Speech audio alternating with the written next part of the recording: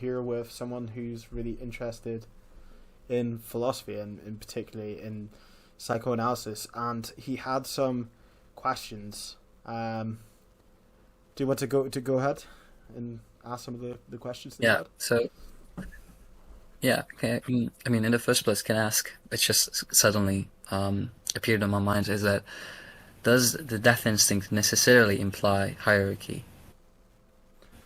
Does the death instinct necessarily imply hierarchy? I don't think it does, but I think in the way that psychoanalysts use this concept, they weaponize it in a way that, because there's this destructive side of us, it means that we can't organize society in a way that's horizontal or non-hierarchical. So it becomes this justification for the creation of hierarchy, or for the justification for why hierarchies have been built in society. So that would be my like perspective on it from reading psychoanalytical theory. Yeah. I'm going to ask the question of... Yeah, that's fair enough. I'm going to ask a question of the topic about Bion, and I just wondered that how it is related, what exactly is the relevance of psychoanalysis for Bion in relation to group relations, the group dynamics?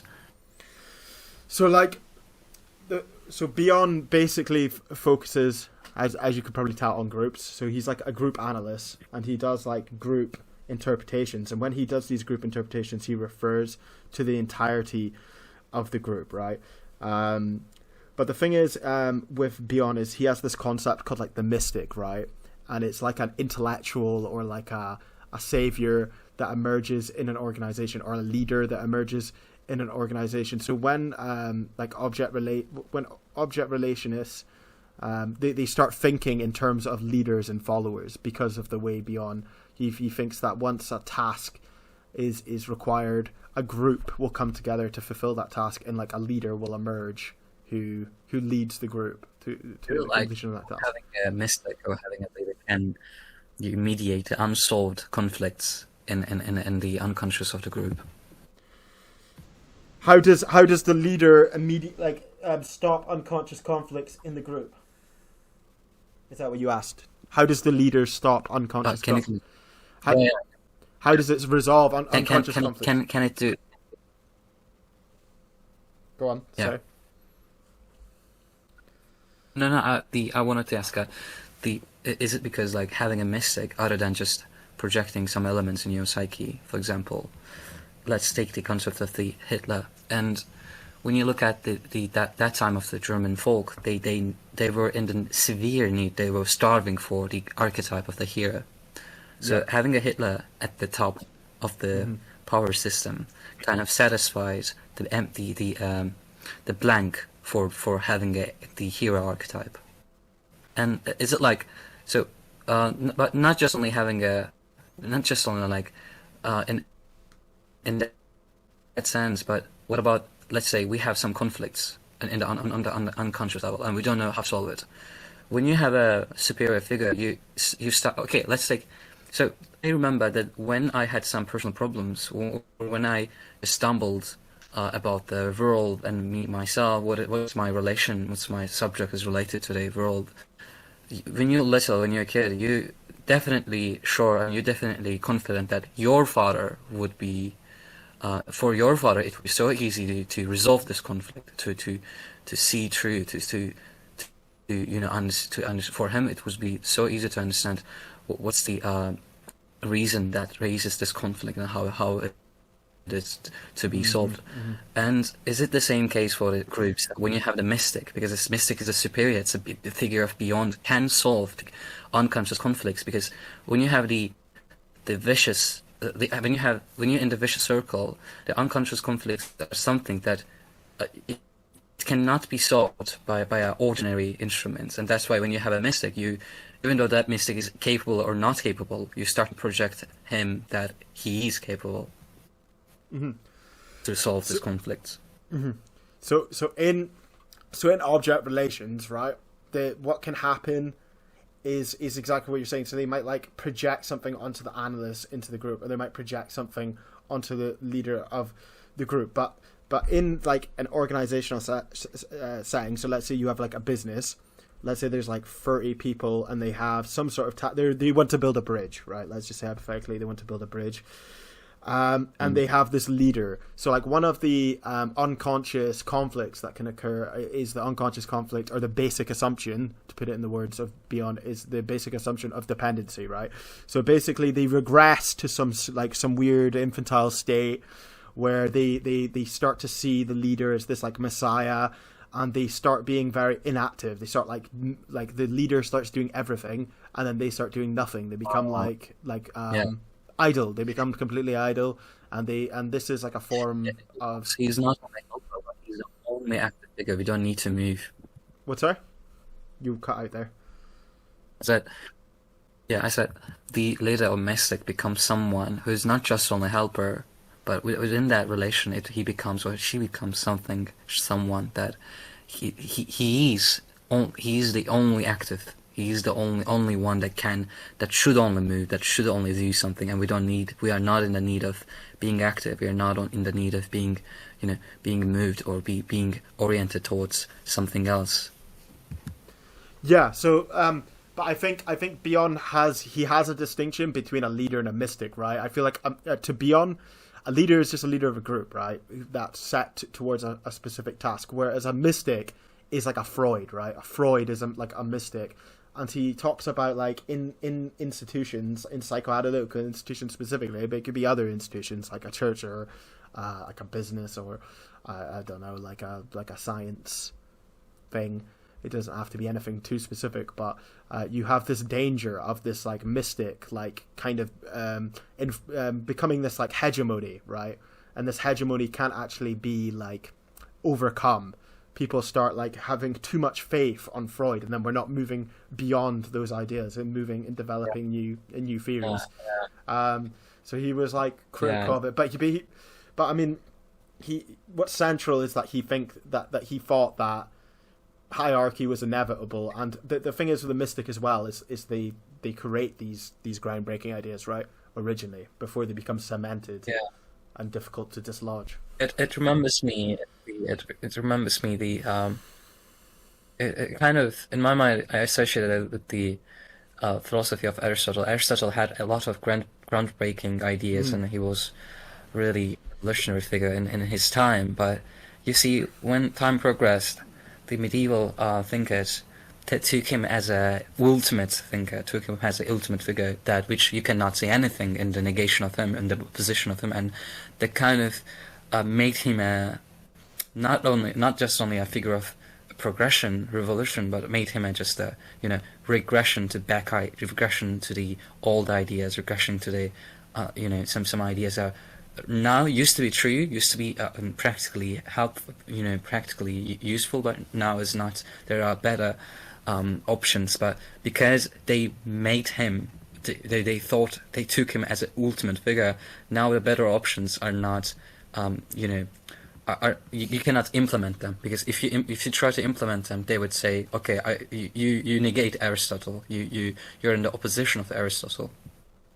Remember that happens. I think that happens in the philosophy a lot, because whenever you say something, if one kind of group institutionalize, or like let's say takes the someone as an ultimate man, ultimate figure, a divine figure, then even though this man was helpful, was useful in his time, and was had a lot of groundbreaking ideas, he becomes some kind of negative factor for humanity, even if in his time he was a positive factor, because he made the humanity progress. This is like precisely some of the thinking that's in Bion. This is spot on, like what he thinks, and this is like a trend that you can actually see like in object relations itself, right? So like the ideas haven't really evolved that much. There's not been like a revolution within object relations that's caused like, it's not like the subject's been smashed where there's like new concepts coming out. I mean, from the 1960s, I don't know where you want to draw the line, but from like the 80s, there's not really been like that many new groundbreaking concepts in the object relations space. It's been climbed because there is a taboo of the Freud, right? What's that? You have to fry. You should be loyal to the trend. You should not be have a betrayal, because they don't see it's a progression or regression. They think in terms of being loyal or having a being a doing some kind of betrayal. They don't think they don't think in terms of progression, but they think in terms of being loyal or being someone who betrays. Yeah, I mean, you can have this sort of thinking sometimes in psychoanalysis among some Because I think when Jung figured or created a new kind of model, all of the psychoanalysts in his time just blamed him. Even Freud blamed him a lot, because yes. all of them thought he did something betrayal. He was, he betrayed us. And the process of creation in the International Psychoanalytical Association has been factionalism. So, like Leon Trotsky, he wrote that the factionalism, or creating a faction that challenges the hegemony and the dogma of the existing mystics, to put it in like Bion's words, is an actual act of creation. And it's what brings new ideas. It's what sweeps away the old ideas that have grown old and need to be replaced with like new revolutionary thinking. Yeah. So we can ask one more question. What would you say more about the institutional dynamics in action if if you would lengthen the video in that specific topic? I mean, if I was going to lengthen the video on that topic, if I was going to do a video solely on institutional dynamics, I'd probably read a few of the books from institutional dynamics themselves. There's like the Tavistock book of institutional dynamics, but it's basically how like all these unconscious conflicts block the organization from its primary task. And the primary task, to me, like as a Marxist thinker, is to make profit, right? So anything that's like that's not in line with making profit may be interpreted as an anti-task activity. But yeah, no, like I'd probably talk about the more there's like lots of examples of unconscious envy, like how unconscious envy can like disrupt workplace dynamics. Like a worker might become envious of the seniority and the respect that's commanded by a boss. Flux, right? There is no fluid progression. There are some hard resistance, because someone resists to the fluid. He does not allow to come in, because it's a bad figure where he projected something to someone in the some member in that group specifically, and that kind of influences fluid in a bad way. Because what I mean by fluid is just so what happens in what's the word dynamics imply in my mind is that it's kind of that change, not just on the change, but that change happens in a fluidly, not restricted with some kind of resistance, or not held back with some kind of resistance. It's a fluid in all areas. Of course, it's an ideal version of having a dynamic relation. But what's the static? Like in the static relation, there is no movement because of some kind of resistance, because of some lack of the impulses.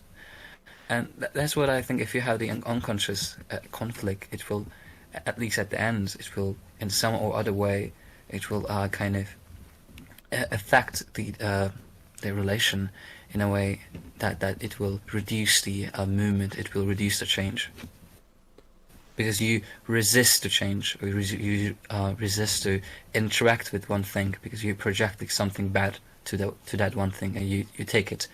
It's some kind of motive of the demon. Let's say there's someone who's woman, and you don't know that woman, and because you had some kind of bad relation, and because you're not healed, or let's say you're unhealed, let's say you have problems in your psyche about the symbol of the female, And Yeah. whenever you say female vocalist in your group, you start to resist to collaborate with her because Yes. there's some kind of Yes. thing that holds you back.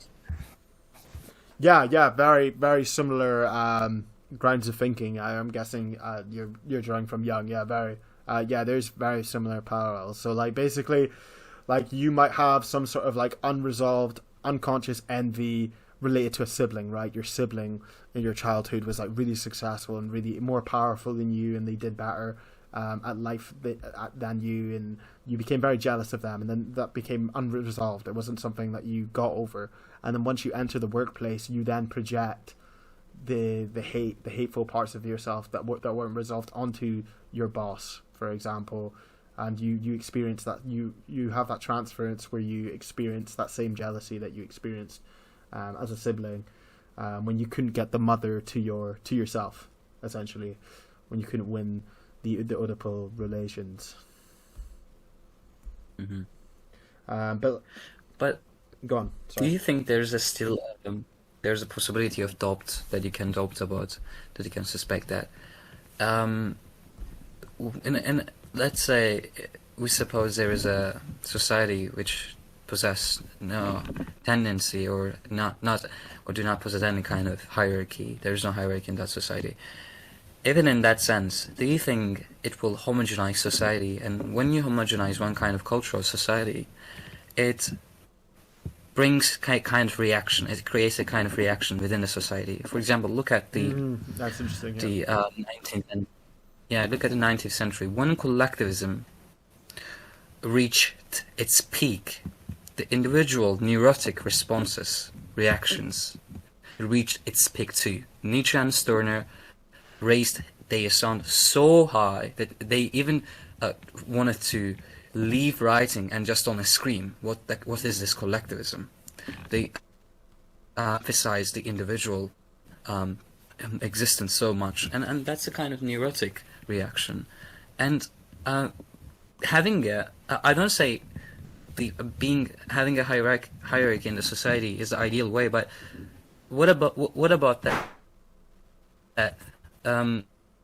Maybe the solution is not just only being communal or being or having a hierarchy, because both of them kind of supposes that one is better. But when you look at, man has a dual nature. When man has the nature of the man have the symbol of man have the concept of other and himself, and man cannot just forget himself and to be a collective whole, for the sake of being a whole.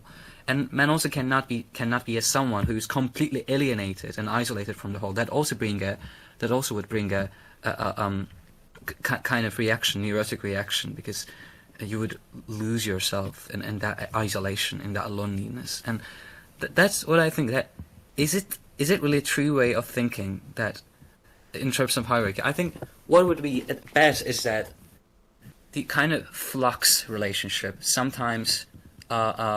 I mean, what I call it. You're cutting out a little bit, by the way. There should be a cultural. Yeah. Am I cutting out? Okay. I said. There you go. Yeah. Speak again. Yeah.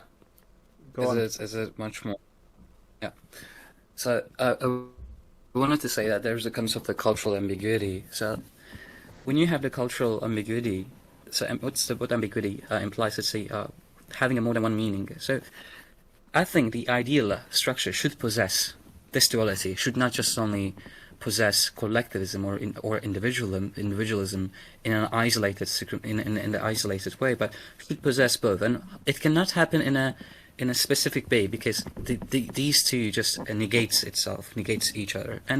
But when you have the cultural ambiguity, you can interpret one kind of situation in an individual way, in the individualistic way, and if you're having a different kind of worldview, you can interpret it in the collective way. So what I offer is that I think what is necessary for society is not having a hierarchy or having a hierarchy, is having a cultural ambiguity that will allow to think in terms of individual elements and in terms of collective elements that would not negate any of them.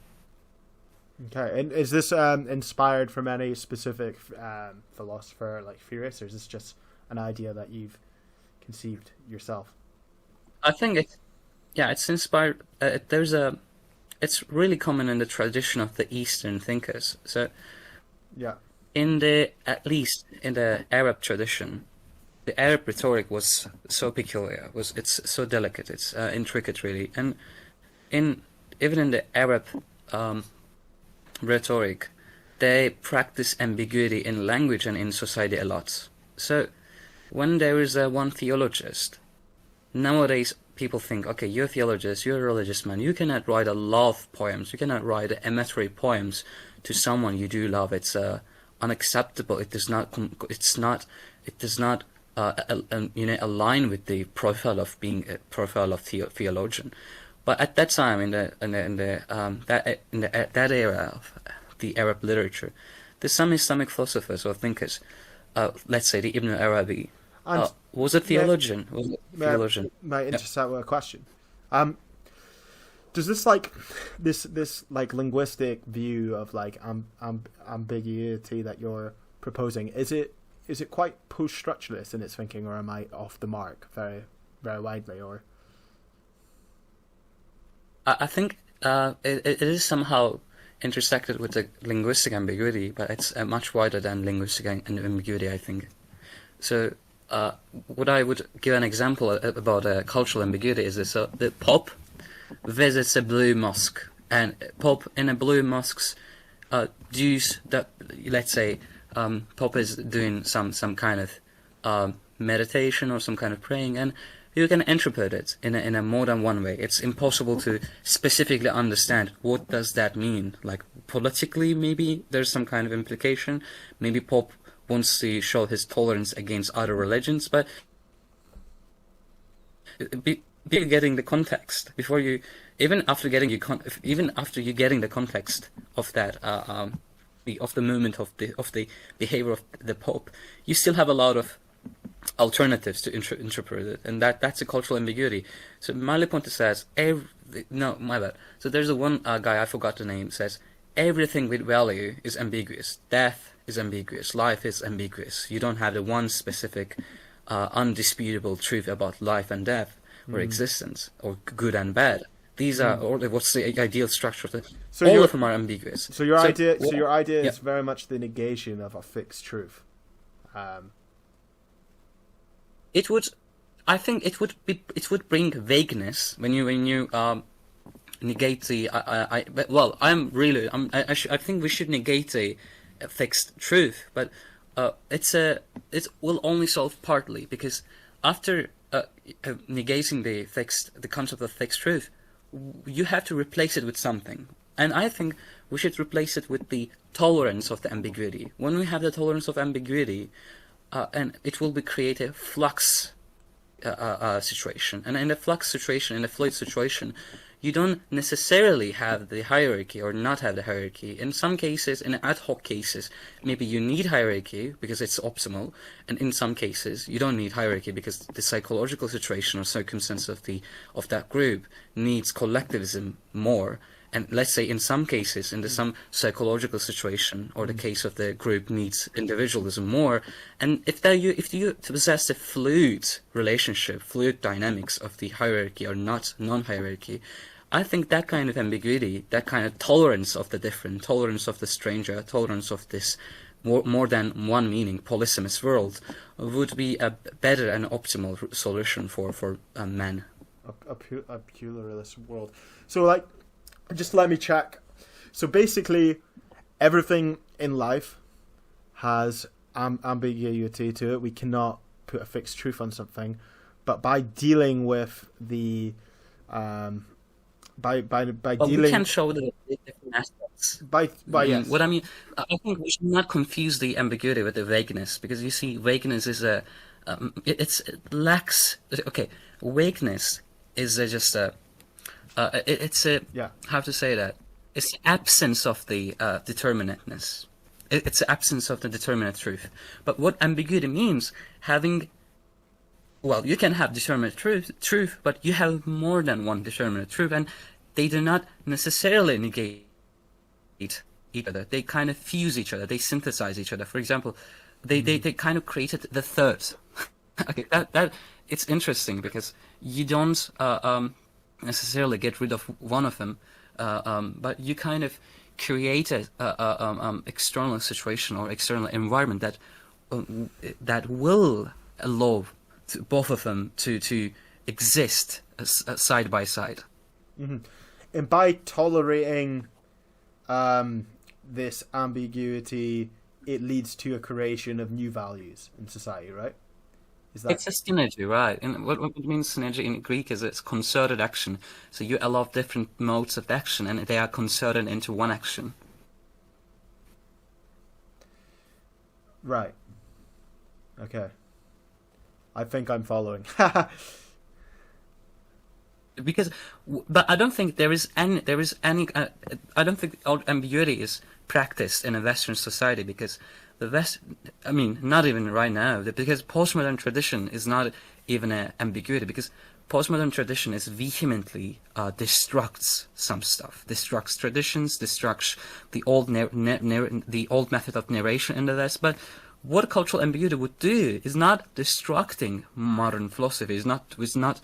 Wouldn't be destruct the classical narrating method, but would be fusing it, would be kind of synthesizing it with the current one and trying to mediate, trying to mediate, not try to separate. And when you bring up a new kind of trend.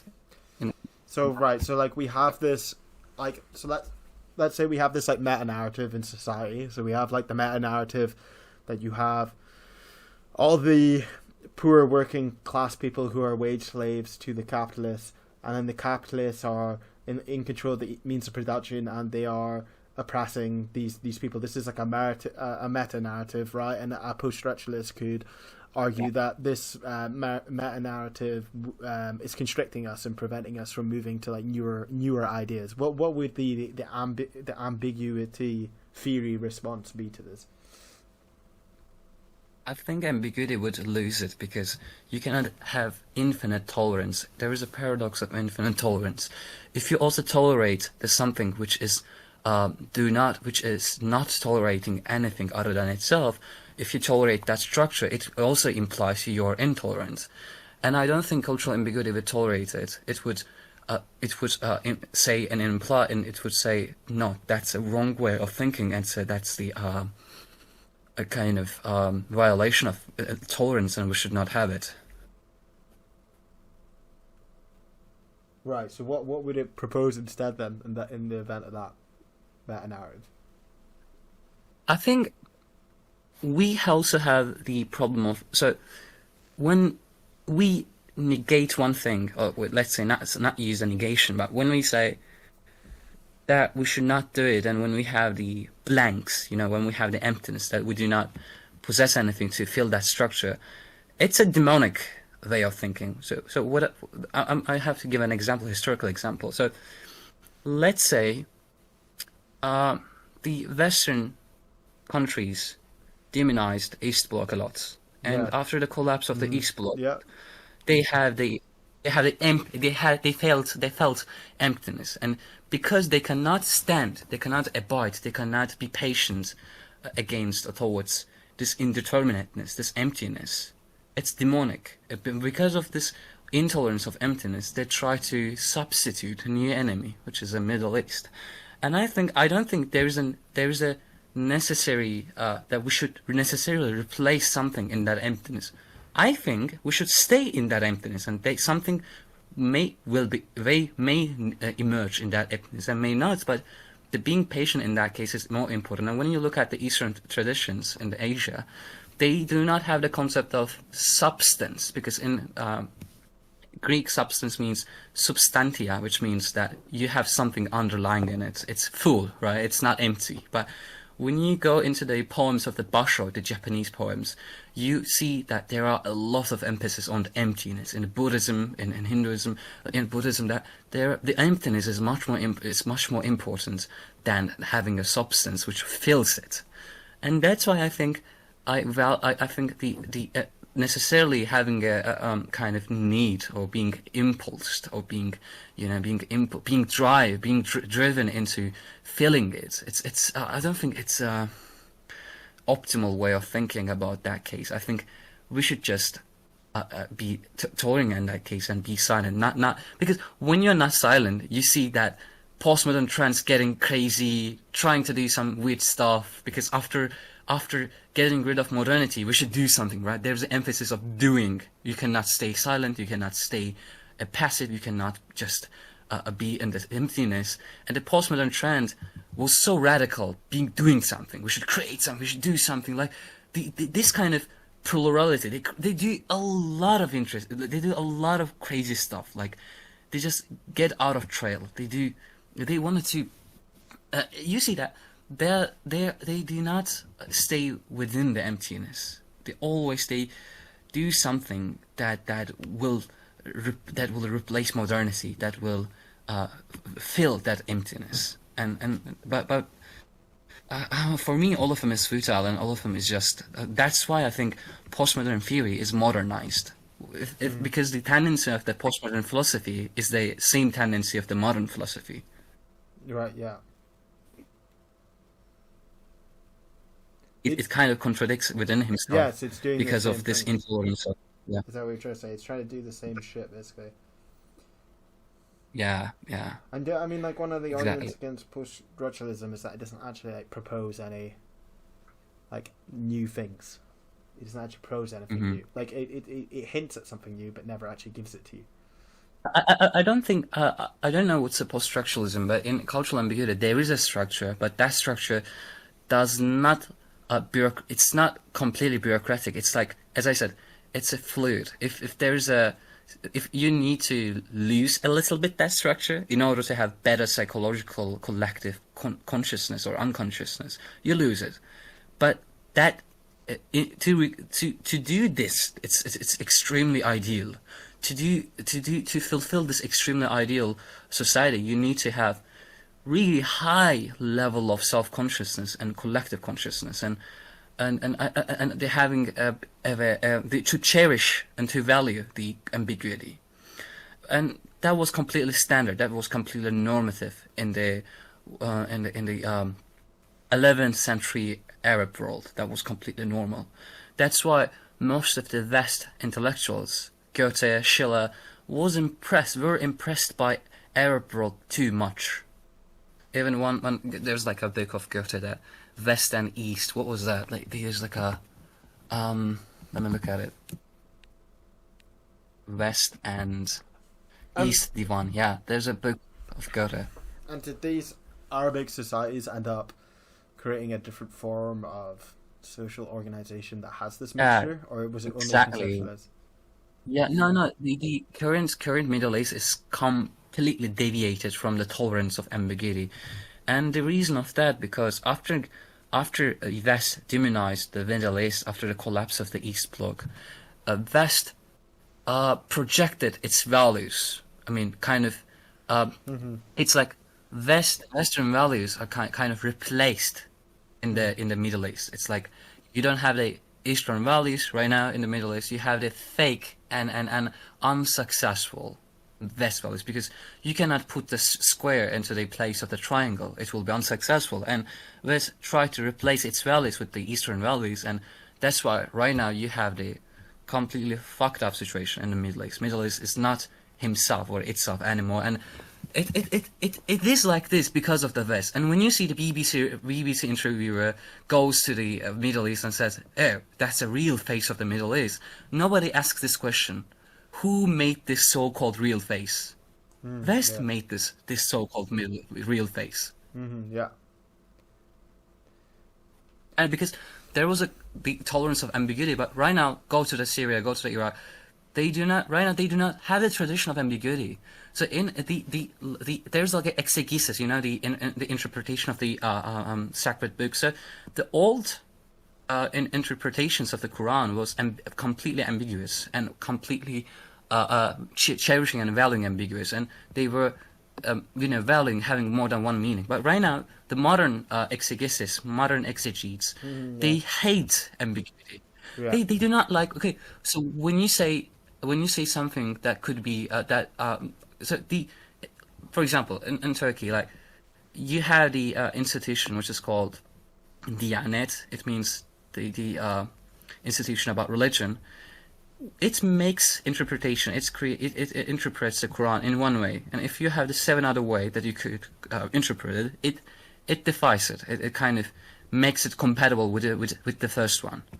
But that's not good sign, because it defies something in the Islam which was inherent in the Islam. It's like you trying to teach monkey not to eat banana, but you see that's not good. That's not a good thing to do, because you're trying to do something which is completely opposite to his nature, which is completely getting rid of some crucial element in his nature. Trying to teach monkey not to jump, not to just swing in the branches of the tree. Don't climb to the tree, right? Only do swimming. Like trying to teach a kid, do not play with toys. Trying to teach them human, do not drive, do not speak. Just only go to the grass, go to eat grass. Okay, that's why I think the Middle East right now is completely have really bad and contradictory structure, because West tried to make it substitute enemy, and he was successful in that. After made Middle East a substitute enemy for the East Bloc, it try to replace the values of Middle East with the values of West, and that didn't work, because you cannot, as I said, put the square to the place of the triangle. Well, I mean, like the Marxist point of view of that would obviously be like processes of imperialism and colonialization, forcing the values of one culture onto another. Yeah.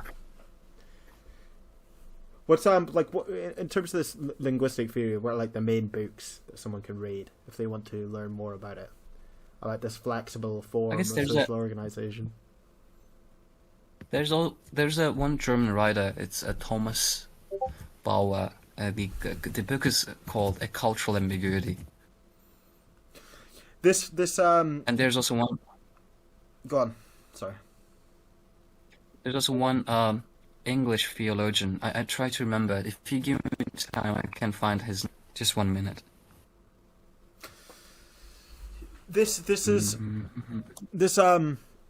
process of an intolerance with ambiguity,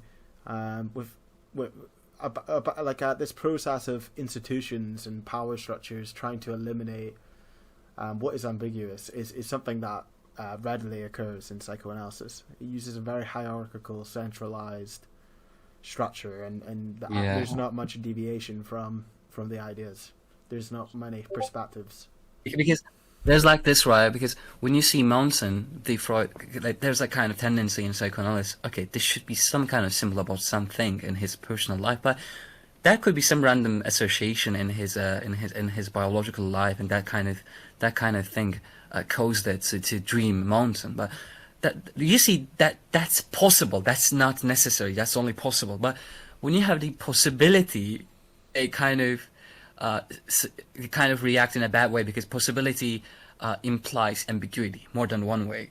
Because there is no determinateness, they kind of get angry, they pissed off, and they say, no, this mountain, it is necessarily about some kind of symbol, some kind of motive in his personal life. Let's say some kind of woman body, and that's why I don't like the systems of theories which are completely unambiguous, unequivocal, because nothing in life is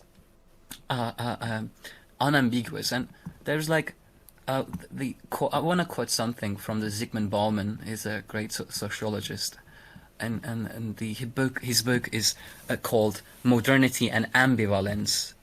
The Bauman says the ambiguity that modern mentality finds difficult to tolerate and modern institutions set out to annihilate reappears as the only force able to contain and diffuse modernity's destructive and genocidal potential. That's a really interesting quote. Um, Yeah. I would say in psychoanalysis though there are a range of interpretations that can be inferred from a symbol though. Like I wouldn't, although particularly in the object relations tradition, they would inevitably tie back to relationships because that's the central construct that's in object relations. It's a relationship focused form of therapy, right? So it's going to eventually lead back to the mother or the father or the boyfriend or the sibling or Yeah, or so that's a reductio. You know that you reduct it to the simples. But the reason I prefer to read Jung rather than Freud or some psychoanalyst, because for Jung never says that you can reduct the symbols of unconscious. Okay, from the Freudian perspective, the unconscious is just an implicit reason, implicit consciousness. But you know, it defies that unconscious is completely other kind of entity than consciousness, but it's just a implicit background storage of the consciousness. But in Jung, that's not the unconscious is not an implicit. You don't reduce it to the consciousness. It's not. It has its own contents. It has its own contents. Even in the case it's much more radical. Even the collective unconscious, its contents are completely unfamiliar within the personal consciousness. So, anyways, I want to say that whenever you talk about the mother complex, Jung says, if you have 10 type of people, for 10 type of people, there has to be 10 type of specific type of mother complex, right? And when you, so it kind of, and also when you see some kind of new symbol, in Jung there is a plurality in archetypes. There's not only 2 or 3 or 1 archetype that you can reduct it to it, but you cannot reduct the other kind of stuff to that simples. But in Freud, there's reduction that whenever you speak, whenever you interpret some kind of symbols, you at the end you do a kind of reduction that will trace back to childhood, that will trace back. But I think, of course, childhood is a really important concept. But the problem is that humans not only having a revolutionary experiences. Okay, mostly we experience revolutionary stuff in childhood, but not only childhood. Even in the adulthood, even in the 60s, it's possible. Even in the if you're 60 years old, it's possible. In that age, you can have some kind of revolutionary experience, and that's the ambiguity of life. You cannot just reduce the life to the starting point. The life is the indefinite actualization of the potentials. Yeah, no, I mean, I don't disagree. I mean, like, Freudian and Kleinian psychotherapy is very much focused on these infantile experiences. Its emphasis is on, I mean, this is a quote from Reich, not really from Freud, but it's the same view as Klein. Is once a tree, if a baby tree is growing and it becomes crooked at the beginning of its development, it will remain crooked the rest of its life. So if you have these early developmental issues and they're too severe on your unconscious, there is like an essentialist kind of claim. And it's really interesting. It's completely opposite in the Jung. Jung gives an example of Gnostics that. So Jung has the theory of typology. So you could be a introverted thinking type, which means that you value the thoughts more than the facts. So in the case of the Anselm, who's a Christian saint, created an argument, made a ontological argument because the thought of the God implies the being of the God. And that Jung thought that is because his orientation in his type, because Anselm was an introverted thinking type, and for introverted thinking type, thought is superior than fact. Anyway, and in Jung, it's completely opposite, because if you're introverted, he talks about the Gnostics. So after some Gnostics get baptized, they died in a psychological sense. May I get you May I get you to hold on to that? Come in. Yeah, I can tell about it. So it's like they died, and in a psychological sense, what it means that they were at the first place, they were some kind of type. Let's say the Origenes was a extroverted feeling type, after getting some kind of really revolutionary experience, really extraordinary experience, the orientation of psyche, his psychic structure completely changed, and it literally looked like first he liquidized, he became liquid and gained a new structure. So you see, it's the process of the caterpillar. So you see, caterpillars in pupa, they become a liquid. They lose all the structure. But in a Freudian point of view, you see that there's a resistance about not having the concept of liquid in their psychology, because they think, no, you cannot change the primary structure. But in a Jungian perspective, there is no primary structure in the ego. It has to be liquid in some process, and you have to become something else. That's the process of individuation, transformation.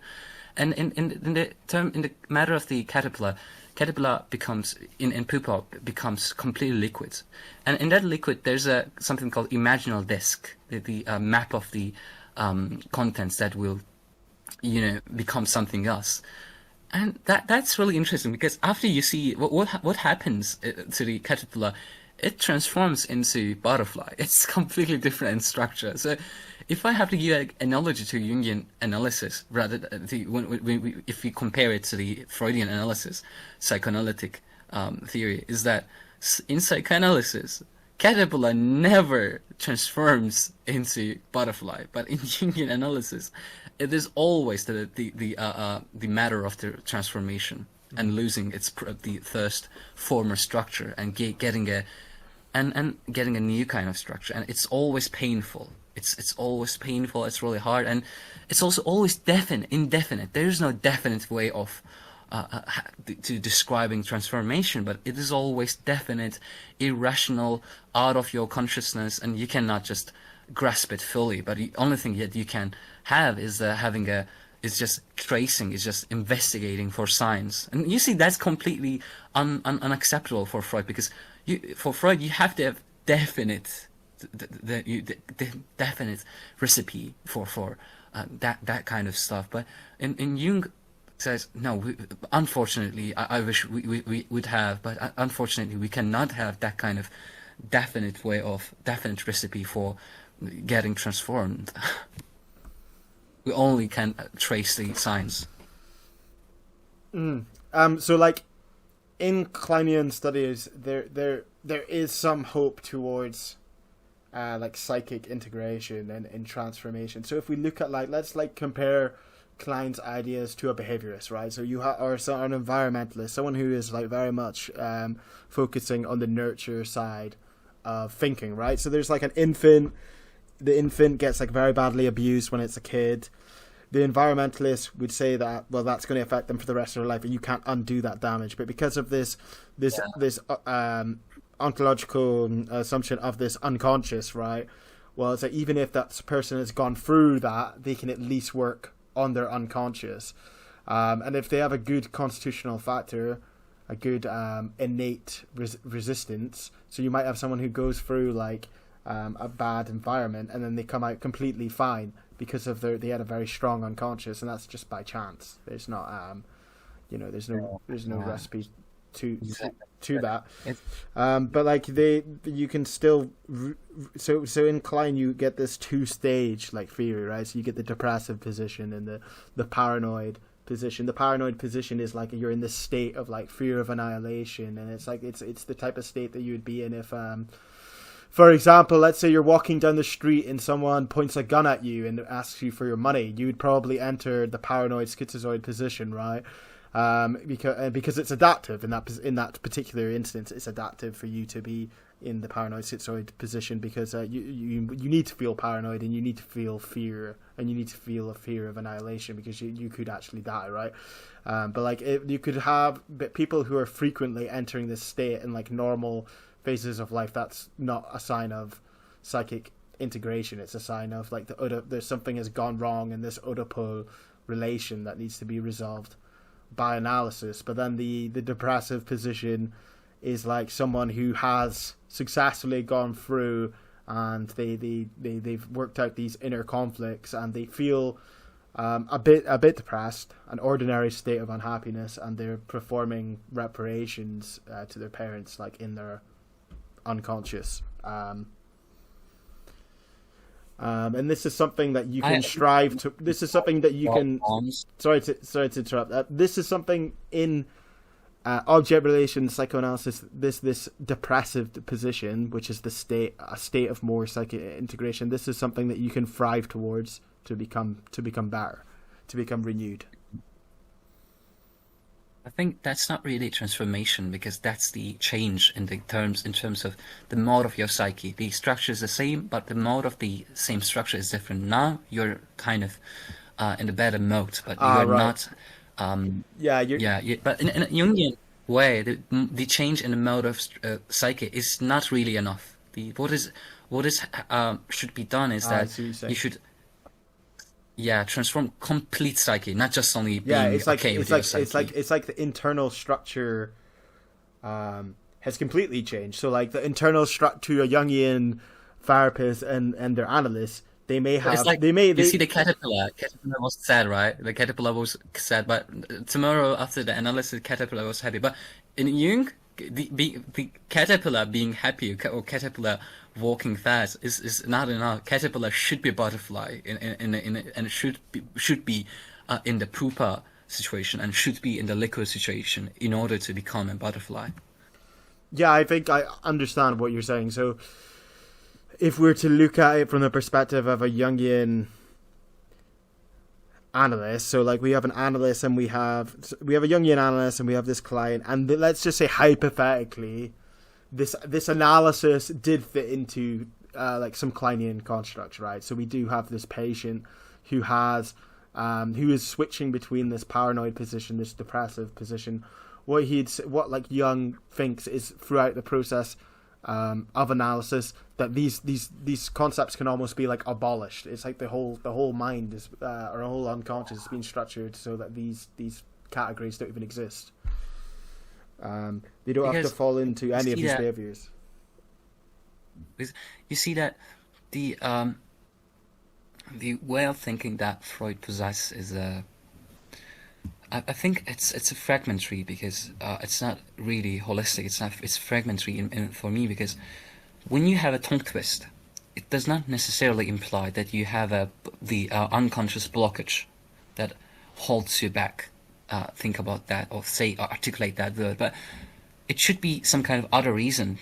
Let's say that day you forgot, maybe you have a lip problem, so you forgot to take some kind of stuff that your doctor said that the doctor advised you to use in order to not have that kind having that kind of lip problems, and because of that lip problem your tongue kind of twist. You couldn't manage to say that, and there's always a presupposition in Freud, like.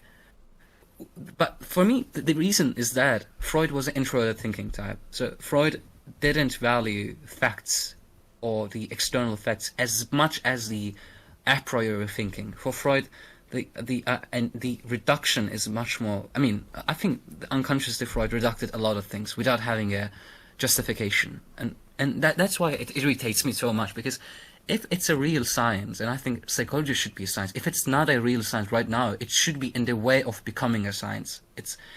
We should make it a science, even if it's not a science right now. But the way of thinking Freud has, I don't think it's scientific, because it neglects or it violates the very principle of the science, which is. Do not only there's the philosophy of science proposed by Carnap, and there are two kind of questions: external questions and internal questions. So external questions are like this. So you have the Copernican view of the not say Copernican view, but anyway, let's say you have the Earth at the center of the universe, at the center of the solar system. Copernic said that we could create a kind of formula that would make the Earth being at the center possible, but that was too. That would be too long, right? That would be not really okay. You can manipulate facts by creating new paradigms, but I don't think we should do that. The facts should change our ideas. That's the external question. So when you have the external questions, the facts does not really change your paradigm, your thinking. It just only you only try to project a new, you try to make it compatible with your previous thinking. But that's not a good way of thinking in the science, because in science the facts should destroy your thinking, should destroy your paradigm, should say that no, there is the gravity, there is a gravity curve. No, time, the speed is not, no, time is relative. Should make you say, no, time is relative. You could have a really complex formula that would make Earth-centered system possible, but we should not do that, right? Because in that case, you manipulate facts in a mathematical game. I don't think we should manipulate. But what Freud does for me is he tries to manipulate all the stuff that could negate his theory in the factual level. Yeah, so so what, like, your point of view is that he put the parents at the center of the universe, and then everything had to be teleologically aligned. Yeah, he puts the parents, he puts a complex of mother complex at the center of the universe. Yeah.